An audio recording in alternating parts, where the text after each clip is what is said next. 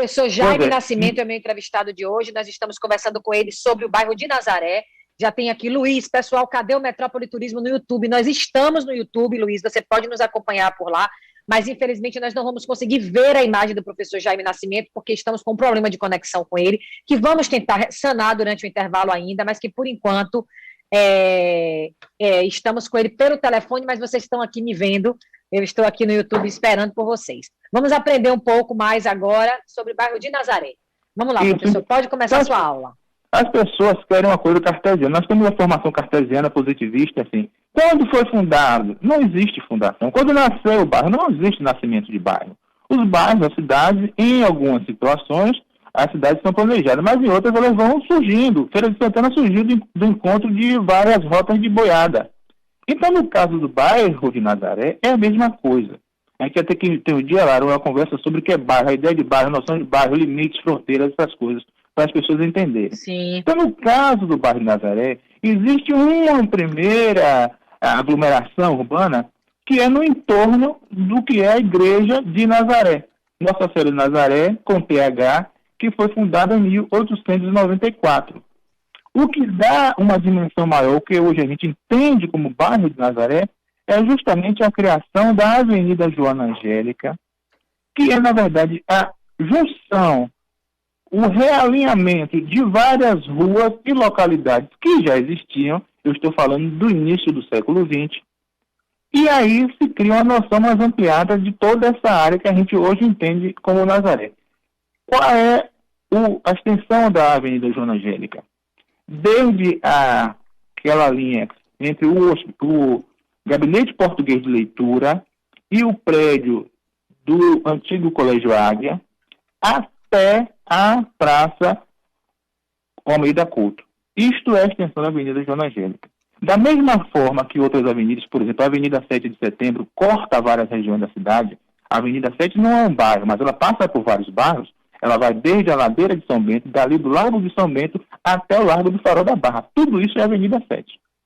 Passa pela Vitória, ladeira da Barra. Então a mesma coisa a Joana Angélica. A Joana Angélica corta vários trechos. Então ela estendeu a noção, ampliou a noção do que é o bairro de Nazaré. Então ele vai desde a ladeira de Nazaré, além de estar o Hospital Santa Isabel, que faz encontro com a ladeira do Arco, que já é Barbalho, até a saída ali no Gabinete Português de Leitura. Isso tudo é a extensão do bairro de Nazaré.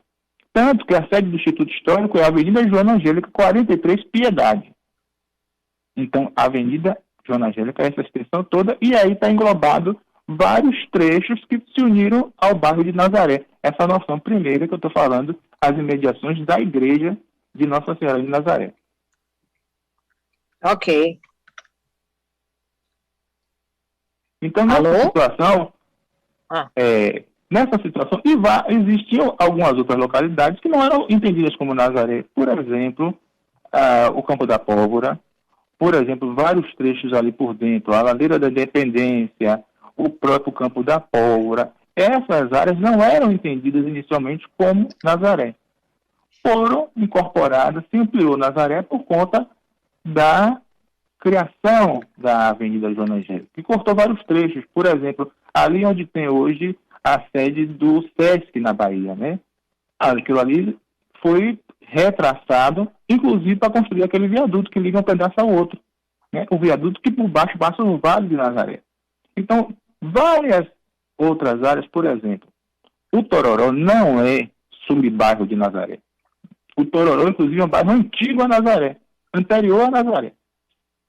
Sempre foi bairro, o Tororó. O Tororó nasce da Fazenda Tororó, que era propriedade de Antônio de Lacerda, aquele do elevador, que foi mordomo da Santa Casa de Misericórdia. Ele cedeu aquela área onde é a pupileira, a antiga Roda dos Expostos.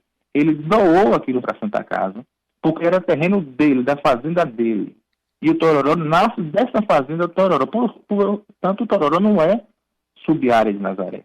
Mas, por exemplo, o Desterro é área sub-área de Nazaré. Santana é sub-área de Nazaré. Palma. Por que Palma? O Monte das Palmas, onde se construiu o Hospício da Palma.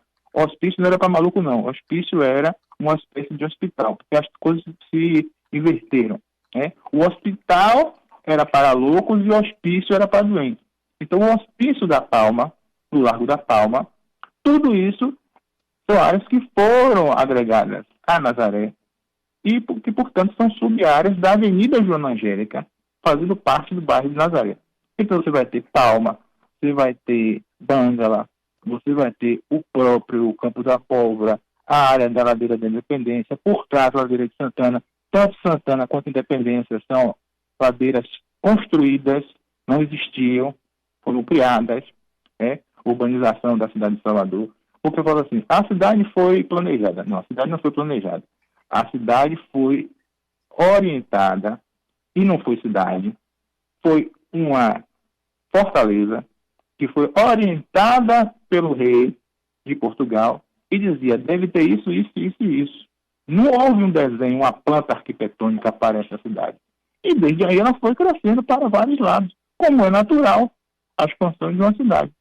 Então, da mesma forma, foram sendo criadas ruas e ladeiras. A Ladeira dos Galés foi criada, foi inventada, não existia. Foi feita a picareta. Da mesma forma, a Ladeira de Santana e a Ladeira da Independência. Então, essas localidades foram sendo adicionadas à ideia original do bairro de Nazaré, embora elas tivessem originalmente suas características particulares. Campo da Pólvora, Caquende, Cova da Onça, Ladeira das Fontes das Pedras, tudo isso tinha a sua própria forma, sua própria natureza, particularidade, e foram todas anexadas com a construção da Avenida Joana Angélica. Construção não, com a criação, porque ela foi feita a partir de junção de outras ruas, da mesma forma que aconteceu com a Avenida 7 de Setembro, que foram várias ruas que já existiam, e tem vários trechos, né? O trecho de Rosário, o trecho de São Pedro, o trecho de Piedade, o trecho de São Bento, o trecho do Largo dos Aflitos, trecho do Forte São Pedro. Então, são vários trechos da Avenida 7 de Setembro. Da mesma forma acontece com a Avenida Joana Angélica e o bairro de Nazaré.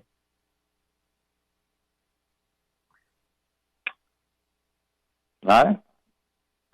Oi, professor. Deixa eu só pontuar aqui para quem chegou agora. Nós hoje estamos conversando com o professor Jaime Nascimento e ele está ensinando a gente um pouco mais sobre o bairro de Nazaré. Pode continuar, por favor. Então, nesses trechos da Avenida Joana Angélica, já existiam, por exemplo, o convento da Lapa, aquela região que se chama Lapa. Então, por conta do convento da Lapa, onde aconteceu o assassinato da Sora Joana Angélica em 1822. Por exemplo, aquela região hoje que tem um camelódromo entre o convento da Lapa e o Colégio Central, o Colégio da Bahia, aquilo ali, antes da construção do Colégio da Bahia, era conhecido como Tororó Pequeno, que hoje é Praça Carneiro Ribeiro. Então, várias ruas que estão ali por trás, a Rua José Duarte, a Rua Maruz do Brasil, a Rua Souto d'Água, essas ruas todas eram, na verdade, Tororó Pequeno. E com essas questões de redefinição e de renomear, e das pessoas não quererem ser de tal bairro, querem ser daquele outro bairro, algumas ruas foram saindo. Por exemplo, a Rua de Maruz do Brasil é a última que saiu do Tororó. Já não é mais Tororó, é Nazaré.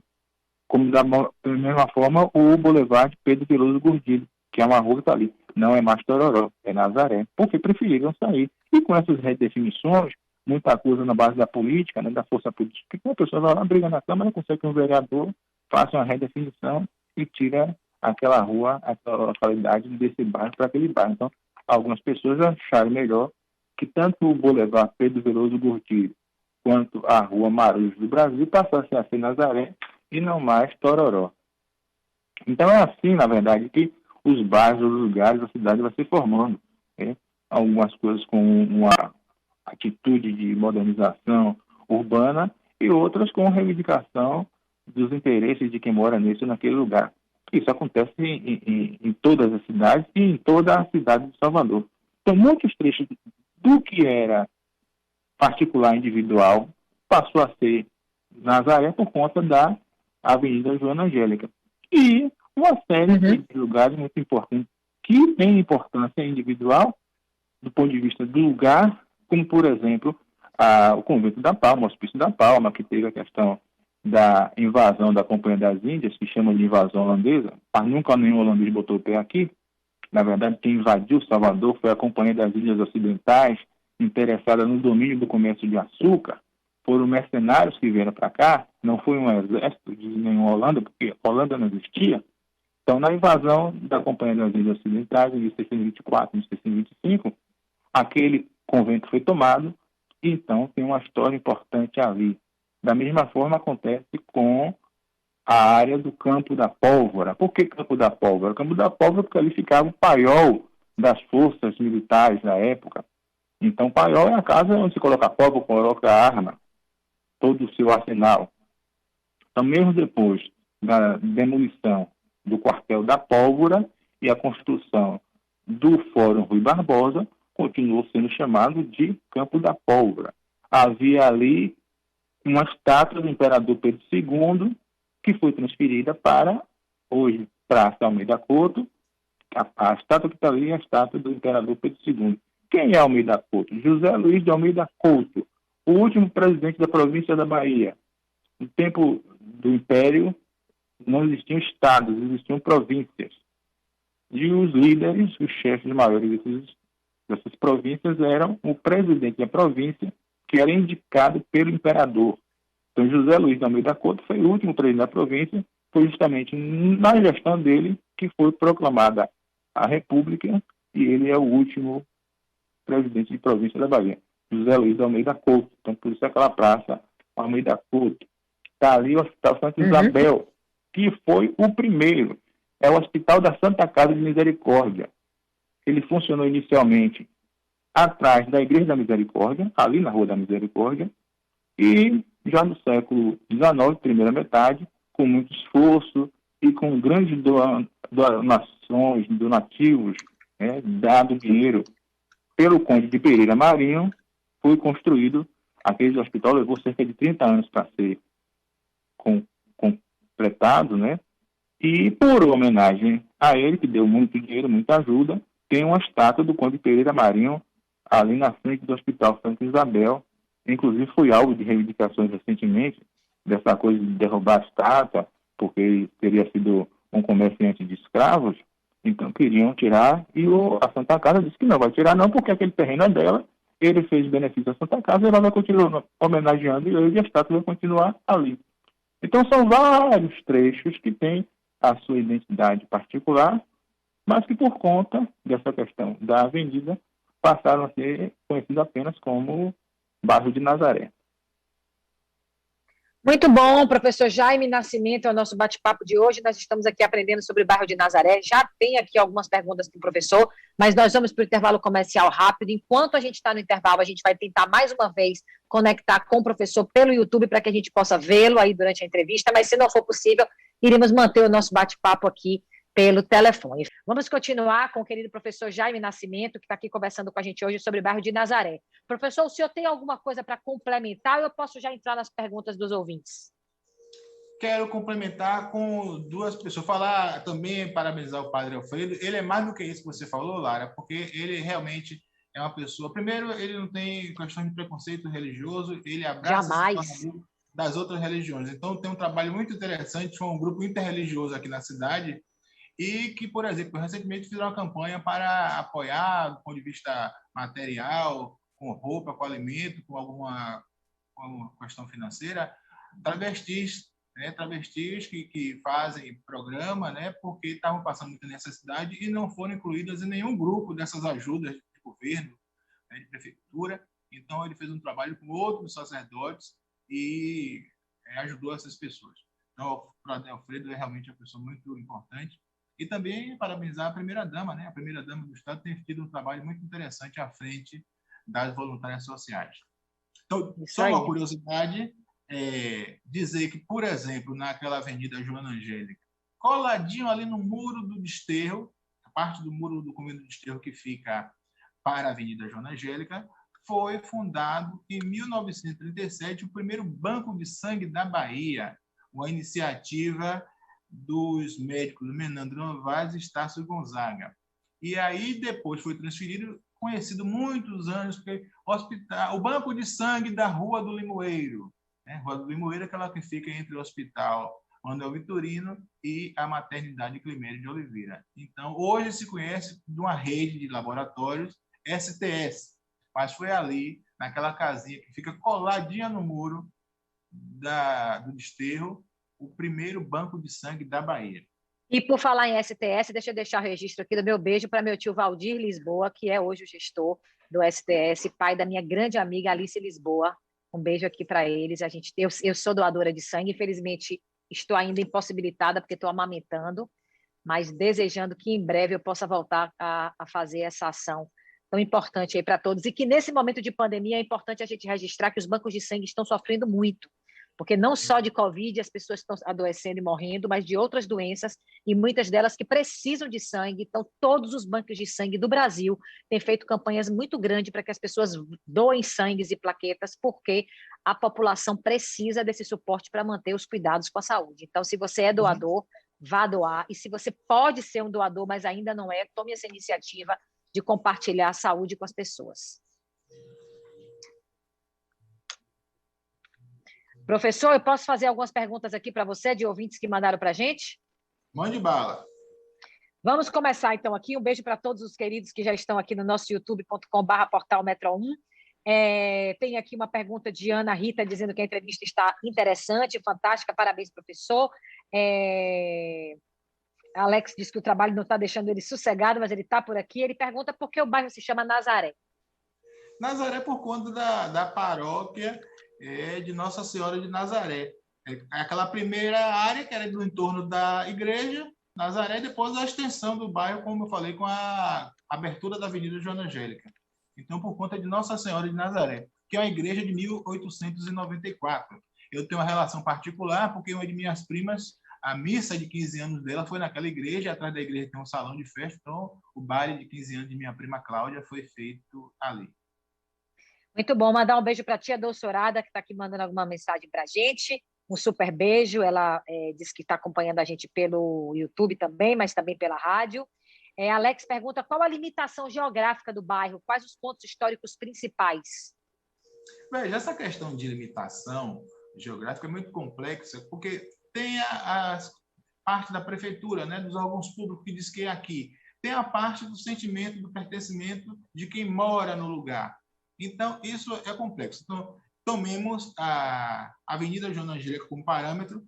Ela não termina, ela começa ali na Piedade, do lado entre o Gabinete Português de Leitura e o antigo Colégio Água, que recentemente era um cursinho, e vai até a ladeira do Hospital Santa Isabel, que ali termina porque tem o viaduto e começa a ladeira do Arco, que já é barbário. Então, é essa a dimensão do bairro de Nazaré.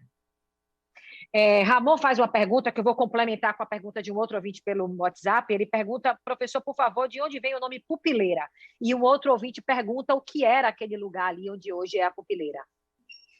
Pupileira vem de pupilos, como eram chamados os pequenos, né, as criancinhas que ficavam ali, porque é a Pupileira da Santa Casa. Anteriormente, ela era a roda dos esportes. O que é isso? Século XVIII, XIX, até um pouquinho no início do século XX, as pessoas que por uma razão ou outra não podiam criar seus filhos, colocavam ali. Existia uma roda, que hoje vocês devem ver em lugares que vendem botijão de gás, existe um mecanismo que você coloca um botijão e vira para poder a pessoa lá dentro pegar. E alguns condomínios também já estão fazendo isso por causa da violência. Então, era um mecanismo desse sentido. Um lugar, você depositava a criança, girava isso para o lado de dentro e tocava uma sineta. Então, a freira lá ouvia a sineta, vinha, já sabia que tinha uma criança que tinha sido colocada ali exposta. Então, a roda dos esportes, vocês colocavam a criança e expunham a criança para a caridade da Santa Casa de Misericórdia. Então, todos esses órfãos ficavam abrigados ali. Pupileira, já no governo de Juraci Magalhães, que houve uma reforma e passou a se chamar Pupileira, Pupileira de Pupilos. Lembrem daquele conto e daquela novela As Pupilas do Senhor Reitor. Então, são seus que você orientou, que você educou, são seus pupilos. Então, Pupileira vem disso. Ok, vamos seguindo aqui. Tem mais perguntas para o professor Jaime Nascimento, que está conversando com a gente hoje sobre o bairro de Nazaré. Luiz Rocha diz para Alex aqui, como o bairro tem muitas igrejas católicas, creio que o nome veio de uma devoção de fé. Mas o professor acabou de explicar exatamente qual o sentido do nome. E Luiz lembra... Diga, diga. Luiz lembra que em Nazaré tem também a Biblioteca Infantil Monteiro Lobato, que poucos conhecem e que tem um acervo infantil importantíssimo.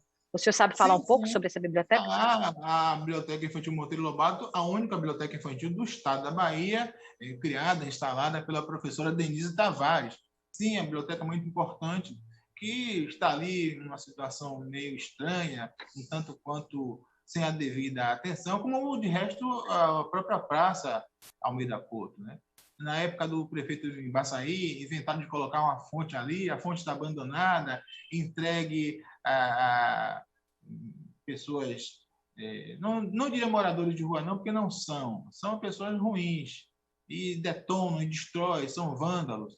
Então é preciso uma atenção especial da prefeitura nesse sentido. Veja, eu leio o bairro de Nazaré por 3 linhas. E é importante dizer que as pessoas têm que andar. Para conhecer o lugar, você tem que andar. Não adianta passar e achar que conhece. Você tem que andar, prestar atenção. Por exemplo, na própria Baixa dos Sapateiros, olhe para cima quando passa na Baixa dos Sapateiros. Olha a parte superior das lojas. Da mesma forma na Avenida 7, olha a parte superior das lojas. Então, Nazaré é a mesma coisa. Você tem que ir olhando, andando, percebendo os lugares. Então, 3 linhas. A linha dos serviços de educação. São vários os colégios, né? Importantes, famosos. O Colégio da Bahia, o Central, o Severino Vieira, o Teixeira de Freitas, os Salesianos, a antiga escola Nossa Senhora de Lourdes. O Severino, o Central e o Teixeira formaram na década de 70 o Siena, Sistema de Educação de Nazaré. As 3 escolas faziam parte de um circuito em que, a depender do interesse do estudante, ele ficaria lotado em nenhuma delas, mas com atividade nas outras. Isso foi uma ideia interessante, acabou já nos anos 80, então existiu o Siena, Sistema Integrado de Educação de Nazaré. Você pode ler pela questão dos serviços de saúde, vários hospitais também. Só naquele trecho da Almeida Couto tem o Hospital Manuel Vitorino, a Maternidade Climério de Oliveira, o Hospital Santa Isabel, o Hospital da Marinha, tem o Hospital Santa Luzia, só naquele trecho. Imagine quanta coisa. Da mesma forma, a questão religiosa. Não é só o número de igrejas católicas, sim, são várias. Tem a própria igreja do Colégio Salesiano, tem a igreja de Nossa Senhora de Nazaré, tem a igreja de Santana, Santíssimo Sacramento de Santana, tem a igreja do próprio convento do Desterro, das Irmãs Clarissas, tem o Sagrado Coração de Jesus, mas também tem a antiga sede da CIB, Sociedade Israelita da Bahia, ali no Largo do Campo da Pólvora. Também tem ali a matriz, a sede da Igreja Adventista do Sétimo Dia, pertinho da CIB. Você vai ter próximo à Igreja de Nazaré, numa daquelas ruas que liga a Heitor Dias, o Centro Islâmico da Bahia. Você vai ter perto do Colégio Central, você vai ter o Centro Espírita André Luiz, um dos mais antigos e respeitados centros espíritas da cidade, e você vai ter também vários terreiros de candomblé e alguns centros de umbanda. Portanto, se você quiser, você pode dizer que o bairro Nazaré é um exemplo de como podem conviver harmonicamente várias religiões que em outros lugares são inimigas, como é o caso dos muçulmanos e dos israelitas. E ali não. Ali se convive em paz e tranquilidade. Um centro islâmico e uma sinagoga, um centro de israelitas. Muito bom, vamos lá. Eu tenho aqui mais algumas mensagens. Lembrando que Nazaré, já falei esse, Suzana diz que esse bairro tem importantes construções históricas e religiosas. Ela pergunta qual a igreja mais antiga do bairro de Nazaré. É a igreja do convento de Santa Clara do Desterro. Santa Clara do Desterro é a igreja mais antiga. Professora Lúcia Góes, ela está aqui também acompanhando a gente. Jaime, como sempre, inteligente, dinâmico, dono de um conhecimento amplo. Professor, tem um ouvinte aqui que quer saber sobre o Fórum Rui Barbosa, para o senhor falar um pouco mais sobre ele. O Fórum Rui Barbosa foi inaugurado em 1949, exatamente em comemoração ao centenário de nascimento de Rui Barbosa. E um evento gigantesco na cidade, porque os restos mortais de Rui Barbosa foram trazidos do Rio de Janeiro, de avião. Tinha o hidroporto da Ribeira, então o hidroavião desceu ali, o caixão, né, a urna funerária foi trazida em procissão, em caminhada, subiu a ladeira da montanha e curvou para a Praça Castro Alves, passou pela Praça Municipal, recebeu várias homenagens da Câmara Municipal, da Prefeitura, que funcionava, então, ali no prédio do Palácio Rio Branco. Depois desceu a ladeira da praça, seguiu pela Praça dos Veteranos, ladeira da Independência e foi para o Fórum. Os restos mortais de Rui Barbosa estão em Câmara Ardente dentro do Fórum. O Fórum recebeu o nome de Rui Barbosa, óbvio, por conta da importância jurídica de Rui Barbosa, a Águia de Aia. Então, estão lá, se as pessoas quiserem visitar. Eu não sei se o Fórum está funcionando com essa questão da pandemia, mas tem ali a Câmara Ardente, onde tem um grande busto gigante de Rui Barbosa, e embaixo desse busto fica a Câmara Ardente com os restos mortais dele.